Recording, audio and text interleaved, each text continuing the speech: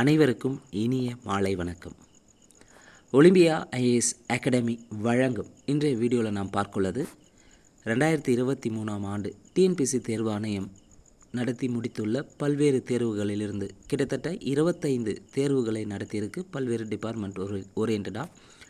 அந்த வகையில் 25 தேர்வுகளிலிருந்து பாலிட்டி பகுதியில் இந்திய அரசியலமைப்பு பகுதியில் இடம்பெற்றுள்ள ப்ரீவியஸ் கொஸ்டினாக தான் நம்ம இந்த வீடியோவில் பார்க்கலாம். குறிப்பாக 2023 நடந்தது. ஏற்கனவே நாம் 2024 நடந்த 5 தேர்வுகளுக்கு கேட்கப்பட்ட பாலிட்டி கொஸ்டின்ஸை நம்ம பார்த்துருக்குறோங்க. அதே போல் 2023 நடந்த 50 வினாக்களை நம்ம பார்த்துருக்குறோங்க. அது 2 வீடியோ ஆல்ரெடி பாலிட்டி ரிலேட்டடான ப்ரீவியஸ் கொஸ்டின் டிஸ்கஷன் பண்ணியிருக்கு. அந்த வீடியோவை பார்க்காதவங்க டிஸ்கிரிப்ஷனில் அதற்கான பிளேலிஸ்ட் தரப்பட்டுள்ளது, தேவையானவங்க பார்த்துக்காங்க. மேலும் புதிதாக நம்ம சேனலை பார்க்குறவங்க மறக்காமல் சப்ஸ்கிரைப் பண்ணிட்டு அண்ட் பெல் சிம்பிளை கிளிக் பண்ணிவிடுங்க. நீங்கள் பெல் சிம்பிளை கிளிக் பண்ணால் தான் நாங்கள் தொடர்ந்து அப்லோட் பண்ணுற வீடியோஸ் உங்களுக்கு நோட்டிஃபிகேஷன் வரும். நிச்சயமாக அப்கமிங்காக வரக்கூடிய எல்லா போட்டித் தேர்வுகளுக்கும் இந்த ப்ரீவியஸ் கொஸ்டின் அனலைசஸ் வந்து ரொம்ப ஹெல்ப்ஃபுல்லாக இருக்கும். எந்த பகுதியை படிக்கணும், எந்த பகுதியை விடணும் அப்படின்றத நமக்கு எளிமையாக இருப்பதற்கு இந்த ப்ரீவியஸ் கொஸ்டின் யூஸ்ஃபுல்லாக இருக்கும். அது இல்லாமல் மெயினாக எந்தெந்த ஏரியாவிலேருந்து கொஸ்டின்ஸ் ரிப்பீட்டடாக கேட்குறாங்க, தொடர்ந்து எந்தெந்த கொஸ்டினை மறுபடியும் புத்தகத்திலேருந்து கேட்டிருக்காங்க அப்படின்றதையும் நாம் இனி ஒரு காலங்களில் டே பை டேயோ பார்த்துட்டே இருக்கலாம். அதனால் வீடியோஸை ஃபுல்லாக பாருங்கள். வாங்க வீடியோஸ்குள்ளே போகலாம். முதல் கேள்வி, கீழ்கண்ட இந்திய குடியரசுத் தலைவர்களில் போட்டியின்றி தேர்ந்தெடுக்கப்பட்டவர் யார்?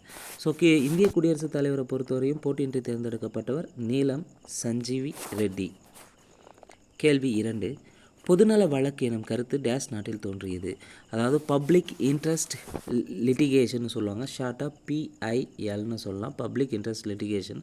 இது வந்து பார்த்திங்கன்னா பொதுநல வழக்குனாவே வந்து அமெரிக்க ஐக்கிய நாடுகள் தான் உருவாகியிருக்கும்.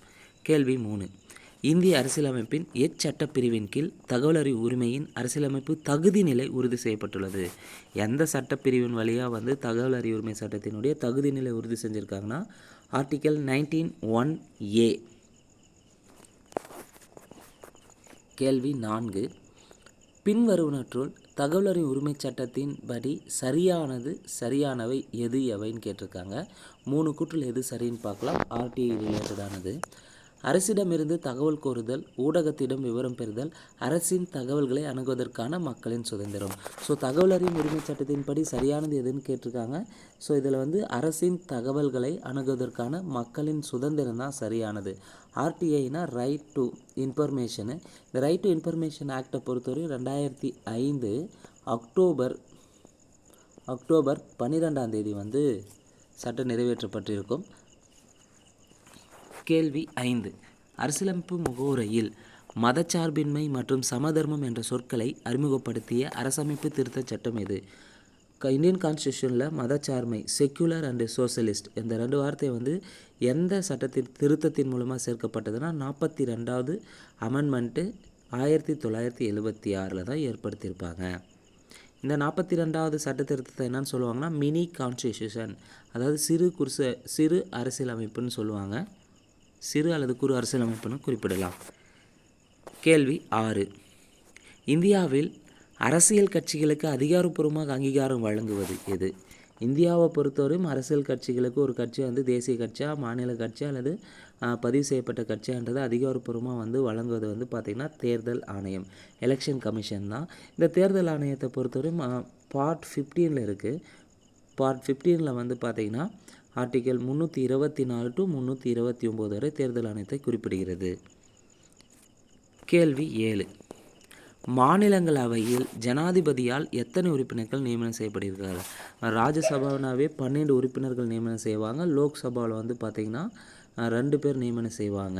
யார்? குடியரசுத் தலைவர் நியமனம் செய்வாங்க. சமயச்சார்பற்ற என்ற வார்த்தை 42வது அரசியலமைப்பு திருத்தச் சட்டத்தின் மூலம் முகவரியில் சேர்க்கப்பட்ட ஆண்டு 1976. முன்னையும் நம்ம பார்த்தோங்க, இதுக்கு மேலே பார்த்துருப்போங்க. சமயச்சார்பற்ற செக்குலரிசம் என்ற வார்த்தை வந்து எந்த சட்ட திருத்தத்தின் மூலமாக வந்து சேர்க்கப்பட்டதுன்னு அது ஒரு கேள்வி கேட்டிருக்காங்க ஒரு எக்ஸாமில். இதில் என்ன கேட்டிருக்காங்கன்னா சமயச்சார்பற்ற என்ற வார்த்தை 42வது அரசியலமைப்பு திருத்தச் சட்டத்தின் மூலம் முகவரியில் சேர்க்கப்பட்ட ஆண்டு எப்போன்னு கேட்டிருக்காங்க. ஸோ இந்த கொஸ்டினை பொறுத்தவரை இந்த சமய சார்பற்ற ஒருமைப்பாடு இந்த மாதிரி ரிலேட்டடான கொஸ்டின்ஸ் வந்து முகவரியில் திருத்தம் செஞ்சது ஒரே ஒரு முறை தான் திருத்தம் செஞ்சுருக்காங்க. இந்த 3 வார்த்தையை ஆட் பண்ணியிருப்பாங்க. ஸோ இது ரிலேட்டடாக வந்து மறுபடியும் நமக்கு ரிப்பீட்டடாக கேட்குறாங்க. 42வது சட்ட திருத்தம் ரொம்ப ரொம்ப முக்கியமானது, பார்த்துக்கோங்க. கேள்வி 9. இந்திய அரசியலமைப்பு சட்டத்தின் எந்த பிரிவு மற்றும் பிரிவுகள் குடியுரிமை இழத்தல் பற்றி குறிப்பிடுகின்றன? சிட்டிசன்ஷிப்பை பொறுத்தவரையும் குடியுரிமை பெறுதல், குடியுரிமை இழத்தலை பற்றி குறிப்பிடுவது என்ன பிரிவுனா, பிரிவு 2 ஆர்டிகல் 5 to 11, பிரிவு 2 ஆர்டிகல் 5லேருந்து 11 வரை வந்து பார்த்திங்கன்னா குறிப்பிடுகிறது. கேள்வி 10. தவறான கூற்றினை காட்டுகன்னு கேட்டிருக்காங்க. இந்திய குடியரசுத் தலைவர் தேர்தலில் போட்டியிடுவதற்கான தகுதிகளில் எது தவறானதுன்னு கேட்டிருக்காங்க. ஸோ குடியரசுத் தலைவர்னால் இந்திய குடிமகனாக இருக்கணும், குடிமகளாக இருத்தல் வேண்டும். சரி. 40 வயது பூர்த்தி அடைந்தவராக இருத்தல் வேண்டும். குடியரசுத் தலைவருக்கான ஏஜ் என்னன்னு பார்த்தீங்கன்னா 40 வயதானா கிடையாது. 35 வயது வந்து பூர்த்தி அடைந்தவர் தான் இருந்தால் அவர் வந்து குடியரசுத் தலைவர் தேர்தலில் பங்கேற்கலாம். அப்போது தவறானது எதுனா ஆப்ஷன் பாம்பே தான். அதே மற்ற சி ஆப்ஷன் டி ஆப்ஷன் சரியாக இருக்கும் என்னன்றதை பார்க்கலாம். நடுவண் அரசிலோ மாநில அரசிலோ அல்லது உள்ளாட்சி அமைப்புகளிலோ ஊதியம் பெறும் பதவியில் இருத்தல் கூடாது குடியரசுத் தலைவர் தேர்தலில். சரி. மக்களவை உறுப்பினர் அதுக்குன்னா தகுதியினை பெற்றிருத்தல் வேண்டும். சரி. இப்போ சரியானது 1 ACD சரியாக இருக்குது, பாம்பே மட்டும்தான் தவறாக இருக்குது. அடுத்த கேள்வி.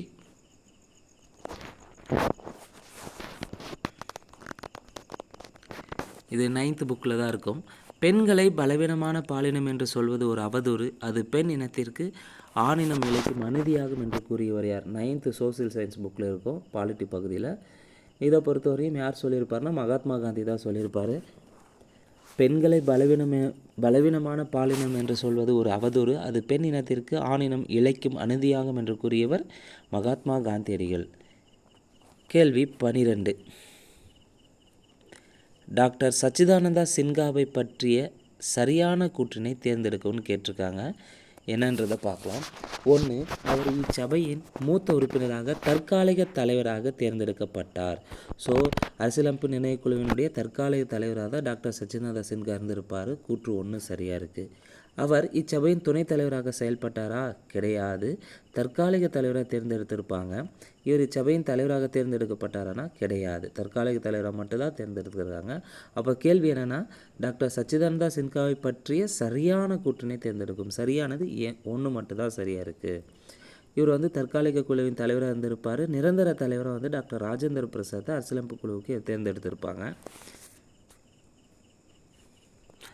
கேள்வி 13.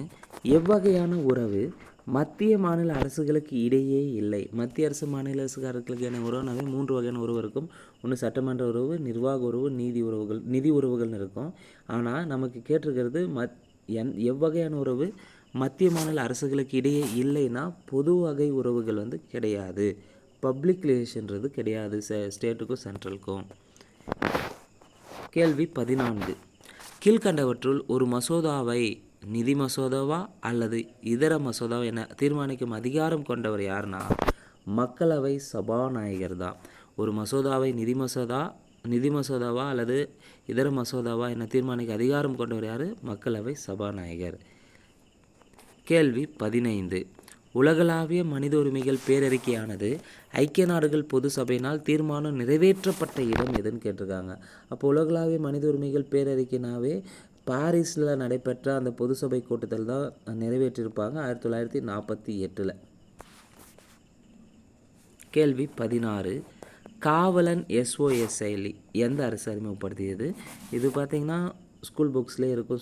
சோசியல் சயின்ஸ் புக்கில் காவலன் SOS செயலி குறிப்பாக தமிழ்நாடு கவர்மெண்ட் வந்து பெண்களின் பாதுகாப்பை உறுதி செய்வதற்காக தொடங்கப்பட்ட ஒரு ஆப் தான் காவலன் SOS செயலி. தமிழ்நாடு அரசு தொடங்கியிருக்கு. கேள்வி 17. இதுவும் ஸ்கூல் புக்ஸில் தான் இருக்குது, 8th இருக்குது. பெற்றோர் மற்றும் மூத்த குடிமக்களுக்கான பராமரிப்பு மற்றும் நலச்சட்டம் இயற்றப்பட்ட ஆண்டு 2007 நமக்கு நல்லாவே தெரியும். இங்கே என்ன கேள்வி கேட்டிருக்காங்கன்னா, இன்னும் கொஞ்சம் ஆழமாக போயிட்டு பெற்றோர் மற்றும் மூத்த குடிமக்களுக்கான பராமரிப்பு மற்றும் நலச்சட்டம் 2007 மாநிலத்தில் செயல்படுத்தப்பட்டு நடைமுறைக்கு வந்த நாள்னு கேட்டிருக்காங்க. எப்போ நடைமுறைக்கு வந்ததுன்னா இந்த பெற்றோர் மற்றும் மூத்த குடிமக்களுக்கான பராமரிப்பு மற்றும் நலச்சட்டம் 2007 29/29/2007 2008 தான் வந்து இந்த சட்டம் நடைமுறைக்கு வந்திருக்கு. கேள்வி 18. இந்திய அரசியலமைப்பின் 335வது பிரிவு இடஒதுக்கீட்டை எதற்கு வழங்குகிறது? So article 335. ஆர்டிகல் 335னாவே நமக்கு என்ன தெரியணும், எஸ்சி எஸ்டிக்கான அரசு பணிகளில் வந்து இடஒதுக்கீடு வழங்குவதற்கு அதிகாரத்தை தருகிறது. ஆர்டிகல் 335 எஸ்சி எஸ்டிக்கான அரசு பணிகளில் இடஒதுக்கீடை தருகிறது. 19வது கேள்வி, அரசின் வழிகாட்டு நெறிமுறை கொள்கைகள் குறித்த கூற்றுகளில் தவறான கூற்று எது? அரசின் வழிகாட்டு நெறிமுறை கொள்கைகள் குறித்த கூற்றுக்களில் தவறான கூற்று, இதை வந்து ஷார்ட்டாக சொன்னால் டிபிஎஸ்பின்னு சொல்லுவாங்க, டைரக்டிவ் பிரின்சிபல் ஆஃப் ஸ்டேட் பாலிசின்னு சொல்லலாம். இது வந்து பார்த்திங்கன்னா பகுதி 4 பார்ட் 4 வந்து இருக்கும். இதை பொறுத்தவரையும் டிபிஎஸ்பி பொறுத்தவரையும் 36லேருந்து 51 வரை இருக்கக்கூடியது தான். அரசின் வழிகாட்டு நெறிமுறை கோட்பாடுகளை பற்றி குறிப்பிடும் விதிகள் வந்து 36 to 51. இது ரிலேட்டடானதில் எது தவறுன்னு கேட்டிருக்காங்க. அரசின் வழிகாட்டு நெறிமுறை கொள்கைகள் குறித்த கூற்றுகளில் தவறான கூற்று எதுனா, நீதிமன்றங்கள் வழி நடைமுறைப்படுத்தலாமானா கண்டிப்பாக நடைமுறைப்படுத்த முடியாது. இந்த டிபிஎஸ்பியில் அந்த அரசின் வழிகாட்டு நெறிமுறை கொள்கைகள் இருக்கக்கூடிய அம்சங்களை வந்து பார்த்திங்கன்னா ஒரு நீதிமன்றத்தின் மூலமாக வந்து நடைமுறைப்படுத்த முடியும்னா கிடையாது. இது கிராம பஞ்சாயத்து அமைப்பையும் குடிசை தொழில்களை ஊக்குவிக்கிறது. சரி. 14 வயதிற்கு கீழே உள்ள சிறுவர்களை கட்டாய இலவச கல்வி வழங்குகிறது. சரி. பட்டியலினத்தவர் மற்றும் பழங்குடியினர் மேம்பாடை பற்றி குறிப்பிடுகிறது அரசின் வழிகாட்டு நெறிமுறை கொள்கைகள். அப்போ இங்கே என்ன கேள்விக்கு தவறான கூற்று எதுன்னு கேட்டிருக்காங்க. தவறானது ஆப்ஷன் ஏ தான். லோக் ஆயுக்தா தனது வருடாந்திர அறிக்கையை டேஸிடம் சமர்ப்பிக்கிறது. லோக் ஆயுக்தாகனாவே கவர்னர் கிட்ட தான் சமர்ப்பிப்பாங்க. லோக்பால் வந்து பார்த்திங்கன்னா லோக்பால்ன்றது மத்திய அரசில் இருக்கக்கூடிய குறிப்பாக பிரதம அமைச்சர், அமைச்சர்கள் மற்றும் உயர்நிலை அதிகாரிகள் ஊழல் தொடர்பான விசாரிக்கும் அமைப்பு தான் லோக்பால். லோக் ஆயுக்தான்றது மாநில அளவில் முதலமைச்சர், மற்ற அமைச்சர்கள், அடுத்து உயர் அதிகாரிகளை வந்து விசாரிக்கக்கூடிய ஊழல் பற்றி விசாரிக்கக்கூடிய அமைப்பு தான் லோக் ஆயுக்தா. 21வது கேள்வி, சரியான பொருத்தத்தை தேர்வு செய்யன்னு கேட்டிருக்காங்க. இதில் எது சரியானது பார்க்கலாம். 4 கூற்று தந்திருக்காங்க. 1 ஆர்டிகல் 226. ஆர்டிகல் 226 பொறுத்தவரையும் நீதி பேராணையை சமர்ப்பிக்கிறது வந்து 226 உயர்நீதிமன்றத்தில் சொல்லியிருக்கு. சரி. ஆர்டிகல் 32 உச்ச நீதிமன்றத்தை பற்றி குறிப்பிடுது. சரி. உச்சநீதிமன்றத்தில் வந்து நீதி பேராணை வழக்கு தொடரலாம்னு சொல்லியிருக்காங்க. ஆர்டிகல் 40 வந்து அடிப்படை உரிமையில் இருக்கா. கிராம பஞ்சாயத்தை பற்றி சொல்லியிருக்கா ஆர்டிகல் 40. ஸோ தவறானது 3 தவறாக இருக்குது. ஆர்டிகல் 51 அரசு நெறிமுறை கோட்பாடுகள் இருக்குன்னா கிடையாது. அடிப்படை கடமைகளை பற்றி சொல்லியிருக்கோம் 51A. ஏன்னா அரசு நெறிமுறை கோட்பாடுனாவே 36 to 51 தான் இருக்கும். பார்ட் 4 இருக்கும். பார்ட் 4A வந்து பார்த்திங்கன்னா 51A அடிப்படை கடமைகளை பற்றி குறிப்பிடக்கூடியவை. அப்போ இங்கே என்ன கேட்டிருக்காங்க, சரியான பொருத்தம் வந்து 1 மற்றும் 2. உயர்நீதிமன்றத்தில் வந்து நீதி பேராணை தொடுப்பது ஆர்டிகல் 226ம் உச்சநீதிமன்றத்தில் ஆர்டிகல் 32ம். இப்போ சரியானது 1 மற்றும் 2 சரியாக இருக்குது. அடுத்த கேள்வி 22வது கேள்வி, ராஜமன்னார் குழுவை பற்றிய கீழ்காணும் சொற்றொடரில் எது சரியானது? ராஜமன்னார் குழு இது ஸ்கூல் புக்கில் தந்திருப்பாங்க, பாக்ஸ் போட்டு தந்திருப்பாங்க சோசியல் சயின்ஸ் புக்கில். ராஜமன்னார் குழு பொறுத்தவரையும் பார்த்திங்கன்னா என்ன கூற்று இங்கே கொடுத்துருக்காங்க அப்படின்றத பார்க்கலாம். ராஜமன்னார் குழு 1968ஆம் ஆண்டு அமைக்கப்பட்டது. 2 இக்குழு 1971 அதன் பரிந்துரைகளை அளித்தது. இக்குழு ஒன்றிய மாநில உறவுகளை ஆராய்வதற்காக அமைக்கப்பட்டது. இதில் எது சரியானதுன்னு கேட்டிருக்காங்க. நமக்கு என்ன கேள்வின்னு தெளிவாக தெரிஞ்சால் தான் ஆன்சர் பண்ணணும். நமக்கு ஆன்சர் தெரியுன்றதுக்காக கேள்வியை முழுமையாக படிக்காமல் பண்ணாங்கன்னா சம்டைம்ஸ் மிஸ்டேக் ஆகிடும். ராஜமன்னார் குழுவை பற்றிய கீழ்காணும் சொற்றொடர் எது சரியானதுன்னு கேட்டிருக்காங்க. ராஜமன்னார் குழு வந்து 1968 அமைக்கப்பட்டதுன்னு தந்திருக்காங்க. தப்பு. 1969 அமைச்சிருப்பாங்க. அப்போ முதல் கூற்று தவறு. 2 இக்குழு 1971 அதன் பரிந்துரைகளை அளித்தது. சரி. இக்குழு ஒன்றிய மாநில உறவுகளை ஆராய்வதற்காக அமைக்கப்பட்டது. சரி. அப்போ ராஜமன்னார் குழுனாவே இது யார் அமைச்சிருப்பாங்கன்னா தமிழ்நாடு கவர்மெண்ட் தான் ராஜமன்னார் குழுவை அமைச்சிருப்பாங்க 1969. இது 3 கொண்ட குழுவாக வந்து அமைச்சிருப்பாங்க. 71 தன்னுடைய அறிக்கையை சமர்ப்பிச்சிருக்கோம்.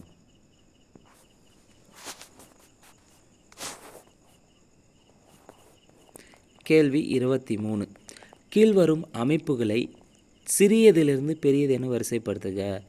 அதாவது அசெண்டிங் ஆர்டரில் அரேஞ்ச் பண்ண சொல்லியிருக்காங்க. அதாவது ஸ்மால்லேருந்து ஹையருக்கு. இங்கே இப்போது மாவட்ட ஊராட்சி மன்றம், கிராம ஊராட்சி, கிராம சபை, ஊராட்சி ஒன்றியம், இதில் எது முதல்ல சிறியதில் இருக்குன்னா கிராம சபை சிறியதாக இருக்கும். 2வது வந்து கிராம ஊராட்சி வரும். 3 வந்து பார்த்திங்கன்னா ஊராட்சி ஒன்றியம் வரும். 4 வந்து பார்த்திங்கன்னா மாவட்ட ஊராட்சி பெரியது, மாவட்ட ஊராட்சி மன்றம் வரும். இப்போ சரியானது 3, 2, 4, 1. கேள்வி 24. கீழுள்ள பகுதியை படித்து அதன் அடிப்படையில் உங்கள் விடைகளை அமைக்கவும். என்ன பகுதி கொடுத்துக்கிறான்னு பார்க்கலாம். சபாநாயகர் அவையில் இல்லாத சமயங்களில் துணை சபாநாயகர் அவையை நடத்துகிறார். சபாநாயகர் எவ்விதம் தேர்ந்தெடுக்கப்படுகிறோமோ அவ்விதமே துணை சபாநாயகரும் அவையில் தேர்ந்தெடுக்கப்படுகிறார். அதை போலவே அவர் நீக்கப்படுகிறார். இவர் பாராளுமன்ற குழுவின் உறுப்பினராகும் பொழுது தானாகவே அதன் தலைவராவது இவரது சிறப்பு. மேற்காணும் கருத்தோடு கீழ்வருவனற்றில் எது மிக சரியாக பொருந்துகிறதுன்னு கேட்டிருக்காங்க.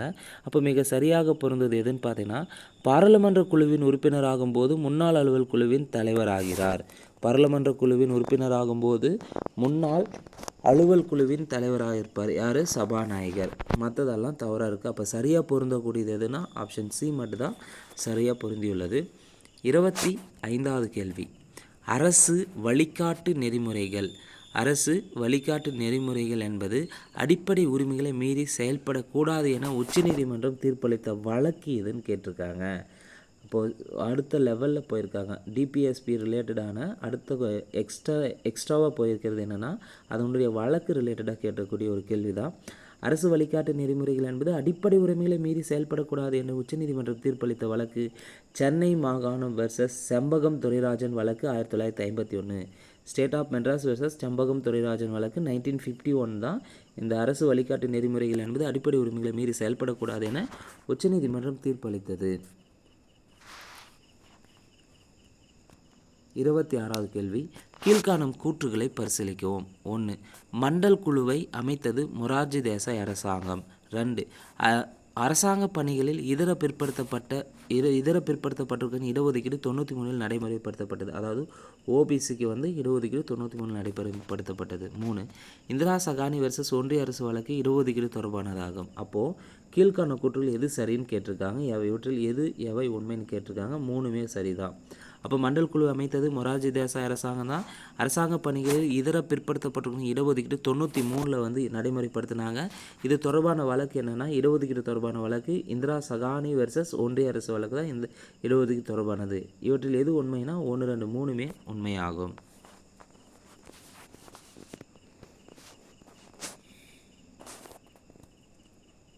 27வது கேள்வி. இந்திய அரசானது ரயில்வே நிதிநிலை அறிக்கையை மத்திய நிதிநிலை அறிக்கையுடன் இணைத்து செயல்படுத்த துவங்கிய நிதி ஆண்டு எப்பொழுது? ஸோ ரயில்வே பட்ஜெட்டை ஜென்ரல் பட்ஜெட்டோடு எப்போ ஜாயின் பண்ணாங்கன்னா 2017-18 அந்த ஆண்டில் தான் வந்து செயல்படுத்தியிருப்பாங்க. ஒரே பட்ஜெட்டாக மாற்றிருப்பாங்க. ரயில்வே பட்ஜெட்டு பொது ஜென்ரல் பட்ஜெட்டு தனித்தனியாக இருந்தது. இதை ஒன்றா மெர்ஜ் பண்ணது 2017-18 ஆண்டு வாக்கில் செயல்படுத்த துவங்கியிருப்பாங்க. 28வது கேள்வி. கீழ்காண்பவற்றில் எது குடியரசுத் தலைவர் ஆவதற்கான தகுதி கிடையாதுன்னு கேட்டிருக்காங்க. குடியரசுத் தலைவர் ரிலேட்டடாக ஏற்கனவே ஒரு கொஸ்டின் போட்டிருக்காங்க. அவருடைய தகுதியை பற்றி கேட்டிருக்காங்க. 35 வயது நிறைவு செய்ததாக இருக்க வேண்டும். சரி. மாநிலங்களை உறுப்பினர் ஆவதற்குரிய தகுதியை பெற்றிருக்கணுமா? நம்ம இதுக்கு முன்னே பேசியிருப்போங்க இது ரிலேட்டடான கொஸ்டினில். அப்போ அவருடைய தகுதிக்கான நாம்ஸில் வந்து பார்த்திங்கன்னா மக்களவை உறுப்பினர் ஆவதற்கான தகுதியை தான் பெற்றிருக்கணுமா தவிர மாநில உறுப்பினர். அப்போ எது தகுதி கிடையாதுன்னா ஆப்ஷன் பாம்பே தான். அதே இந்திய குடிமகனாக இருக்க வேண்டும். ஆதாயம் தரும் பதவி எதுவும் வைக்கக்கூடாது. இதெல்லாம் சரிதான். 29வது கேள்வி. எவ்வகையான மக்களாட்சி முறையை தகவல் அறிவு உரிமை வளர்த்தெடுக்கக்கூடும்? எவ்வகையான மக்களாட்சி முறையை வந்து தகவல் அறிவு உரிமை ஆர்டிஐ வந்து வளர்த்தெடுக்கக்கூடும்னா பங்கேற்பு மக்களாட்சி பார்ட்டிசிபேட்டரி டெமோக்ரஸியை தான் வளர்த்தெடுக்க உதவும். 30வது கேள்வி. மாநிலங்களின் மறுசீரமைப்பு ஆணையம் அமைக்கப்பட்ட ஆண்டு? மாநிலங்களின் மறுசீரமைப்பு ஆணையம் அமைக்கப்பட்டது 1953. மாநிலங்களின் மறுசீரமைப்பு ஆணையம் அமைக்கப்பட்ட ஆண்டு 1953. 31வது கேள்வி. பின்வருவனற்றுள் எது டாக்டர் BR அம்பேத்கரால் அரசியலமைப்பின் இதயம் மற்றும் ஆன்மா என விவரிக்கப்பட்டது? ஸோ எது வந்து பார்த்திங்கன்னா இங்கே ஆர்டிகல் தராமல் டைரெக்டாக கேட்டிருக்காங்க. அரசியலமைப்புக்கு தீர்வு காணும் உரிமை ஆர்டிகல் 32 தான் இந்திய அரசியலமைப்பின் இதயம் மற்றும் ஆன்மா என விவரிச்சிருப்பார் டாக்டர் BR அம்பேத்கர். அரசியலமைப்பு தீர்வுகளுக்கான உரிமை ஆர்டிகல் 32 குறிப்பிடுகிறது. 32வது கேள்வி, குடிமக்களின் அடிப்படை கடமைகள் தொடர்பான வர்மா குழுவின் அறிக்கை ஒப்படைக்கப்பட்ட ஆண்டு. குடிமக்களின் அடிப்படை கடமைகள் தொடர்பான வர்மா குழுவினுடைய அறிக்கை ஒப்படைக்கப்பட்ட ஆண்டு எப்போன்னு கேட்டிருக்காங்க. 1999. தகவல் பெறு உரிமை சட்டத்தை பற்றி பின்வருவனவற்றில் எது சரியானதுன்னு கேட்டிருக்காங்க. ஸோ நம்ம இந்த வீடியோவிலே பார்த்திங்கன்னா ஆர்டிஐ ரிலேட்டடான 3 கேள்வியை பார்த்துட்டோங்க. தகவல் பெறு உரிமை சட்டத்தை பற்றி பின்வருவனவற்றில் எது சரியானதுன்னா, தகவல் அறிவு உரிமை சட்டத்தின் கீழ் உள்ள அனைத்து அரசு அதிகாரிகளும் பொது தகவல் அலுவலரை நியமிக்க வேண்டும். ஸோ சரியானது ஆப்ஷன் ஏ மட்டும்தான் சரி.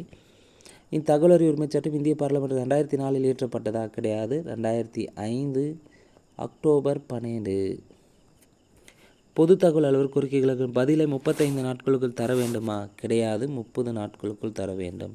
கோரிக்கைகளை தாக்கல் செய்ய குறைந்தபட்ச கட்டணம் 25 கிடையாது. அப்போ இங்கே சரியானது எதுனா ஏ மட்டும்தான் சரியாக இருக்குது.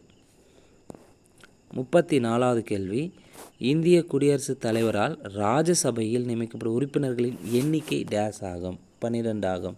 ஏற்கனவே மேலே இதே வீடியோவில் மேலே பார்த்துருப்பாங்க. அப்போது ரிப்பீட்டடான கொஸ்டின்ஸ் வந்து குடியரசுத் தலைவர் பற்றியும், குடியரசுத் தலைவருடைய தகுதிகளை பற்றியும், குடியரசுத் தலைவர் நியமனத்தை பற்றியும் தொடர்ந்து கேட்குறாங்க. அதே போல் சமய சார்பற்ற அரசு வழிகாட்டு நெறிமுறை கோட்பாடுகள் ரிலேட்டடாகவும் தொடர்ந்து கேட்குறாங்க. ஸோ தெளிவாக பார்த்துக்காங்க. அடுத்த கேள்வி 37வது கேள்வி, கீழ்கண்ட கூற்றுகளை ஆராய்கன்னு கேட்டிருக்காங்க. மாநில மனித உரிமை கழகத்தின் செயல்பாடுகள் அடிப்படையில் ஆலோசனை அமைப்பாக செயல்படுகிறது. மாநில மனித உரிமை கழகத்தின் ஆலோசனை மாநில அரசாங்கம் பிணைந்திருக்கக்கூடியதா?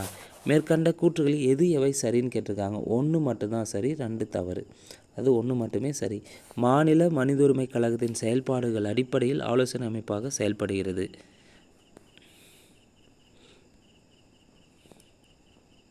36வது கேள்வி, நவீன ஜனநாயக அரசுகளின் அரசியல் கட்சிகளை பற்றிய பின்வரும் கருத்துக்களில் சரியான கருத்துக்களை அடையாளம் காண்கன்னு கேட்டிருக்காங்க.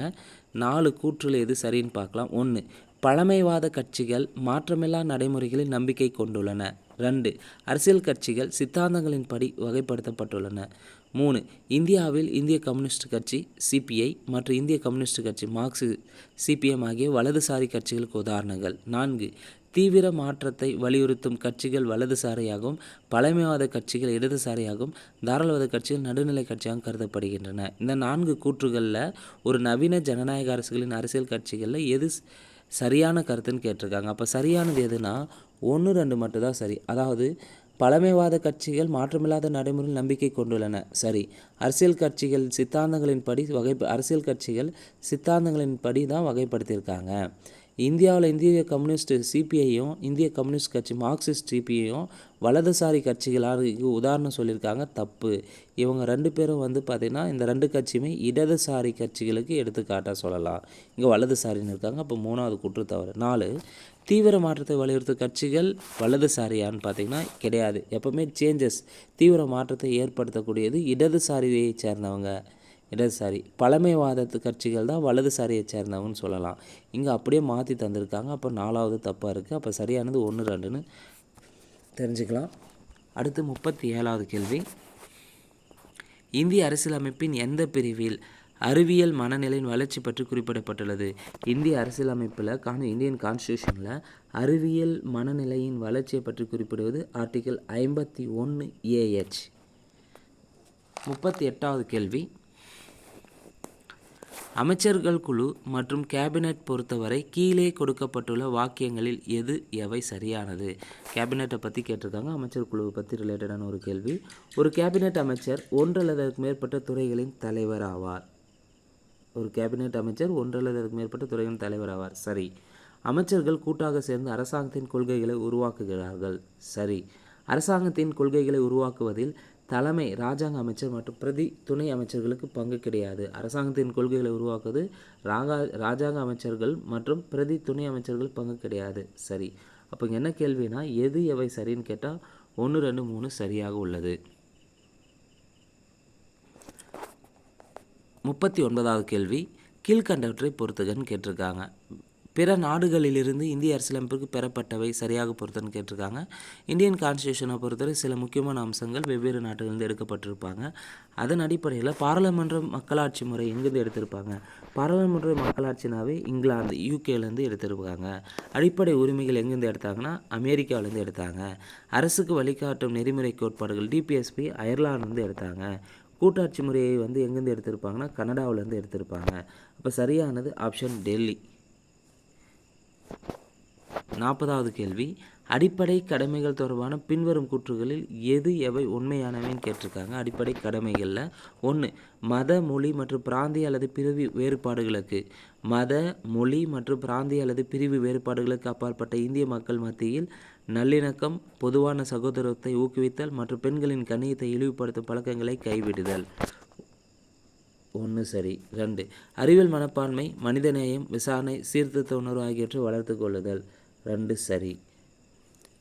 நாடுகளுக்கிடையே நியாயமான மற்றும் கௌரவமான உறவுகளை பேணுதலா? கிடையாது. ஸோ இங்கே என்ன கேள்வினா அடிப்படை கடமைகள் தொடர்பான கூற்றுகள் சரியானது எதுன்னு கேட்டிருக்காங்க. 1, 2 சரியாக உள்ளன. 41வது கேள்வி, நிர்வாக செயல்பாடுகளின் வசதிக்காக நாடும் மக்களும் வெவ்வேறு மாநிலங்களாக பிரிக்கப்பட்டாலும் நாடு என்பது முழுமையாக ஒருங்கிணைந்த ஒன்று என கூறியது யார்? டாக்டர் பீமாராவ் அம்பேத்கர். நிர்வாக செயல்பாடுகளின் வசதிக்காக நாடு மக்களும் வெவ்வேறு மாநிலங்களாக பிரிக்கப்பட்டாலும் நாடு என்பது முழுமையாக ஒருங்கிணைந்த ஒன்று என கூறியது யார்னா பீமாராவ் அம்பேத்கர். 42வது கேள்வி, இந்தியாவில் உண்மையான அதிகாரம் யாரிடம் பொதிந்து காணப்படுகிறது? குடியரசுத் தலைவர், பிரதம மந்திரி, அமைச்சர் குழு, குடிமைப் பணியாளர். இந்தியாவின் உண்மையான அதிகாரம் யாரிடம் பொதிந்து காணப்படுகிறதுனா அமைச்சர் குழு கிட்ட தான், கவுன்சில் ஆஃப் மினிஸ்டர் கிட்ட தான் பொதிந்து காணப்படுகிறது. 43வது கேள்வி, கீழ்கண்டவற்றை பொறுத்துக. அரசு வழிகாட்டுதல் நெறிமுறை கோட்பாடு தொடர்பாக கேட்டிருக்காங்க. அதில் பொது உடைமை கொள்கைகள். பொது உடைமை கொள்கைகள்னால் எதுனா ஆண் மற்றும் மகளிருக்கு சம வேலைக்கு சம ஊதியம் வழங்குதல் பொது உடைமை கொள்கைன்னு சொல்லலாம். காந்திய கொள்கைகள்னாவே சமூக மேம்பாட்டு திட்டம் ரிலேட்டடானதான் காந்திய கொள்கைகள். தாராளவாதம்னா பொது குடிமை சிவில் சட்டத்தை தொடர்றது தான் தாராளவாத கொள்கைகள்னு சொல்லலாம். புதிய வழிகாட்டு நெறிமுறை கொள்கைகள் பார்த்தோன்னா டிபிஎஸ்பி சுற்றுச்சூழலை மேம்படுத்தல் மற்றும் காப்பாற்றுதலை பற்றி குறிப்பிடுகிறது. சுற்றுச்சூழலை மேம்படுத்தல் மற்றும் காப்பாற்றுதலை பற்றி குறிப்பிடுகிறது புதிய வழிகாட்டு நெறிமுறைகள். 44வது கேள்வி, பட்டியல் 1 மற்றும் பட்டியல் 2 சரியாக பொறுத்ததுன்னு கேட்டிருக்காங்க. அரசியலமைப்பின் இதயம் மற்றும் ஆன்மா என்று அழைக்கப்படுவது ஆர்டிகல் 32. குற்றங்களுக்கான தண்டனை தொடர்பான பாதுகாப்பை வழங்குவது ஆர்டிகல் 20. மனித கடத்தலுக்கு மற்றும் அடிமைத்தனத்துக்கு தடை விதிப்பது தடை விதிப்பது ஆர்டிகல் 23. தொழிற்சாலைகளில் குழந்தைகள் தொழிலாளர்கள் அமரக்கூடாது என்று குறிப்பிடும் விதி ஆர்டிகல் 24. 1, அரசியலமைப்பின் இதய மற்றும் ஆன்மா என்று குறிப்பிடுவது ஆர்டிகல் 32. குற்றங்களுக்கான தண்டனை தொடர்பான பாதுகாப்பை வழங்குவது ஆர்டிகல் 20. மனித கடத்தலுக்கு மற்றும் அடிமைத்தனத்திற்கு தடை விதிக்கப்பட்டுள்ளது ஆர்டிகல் 23. தொழிற்சாலை குழந்தைகள் தொழிலாளர்கள் அமர்த்தக்கூடாது என்று குறிப்பிடும் விதி ஆர்டிகல் 24. 45வது கேள்வி, பன்முகத்தன்மை.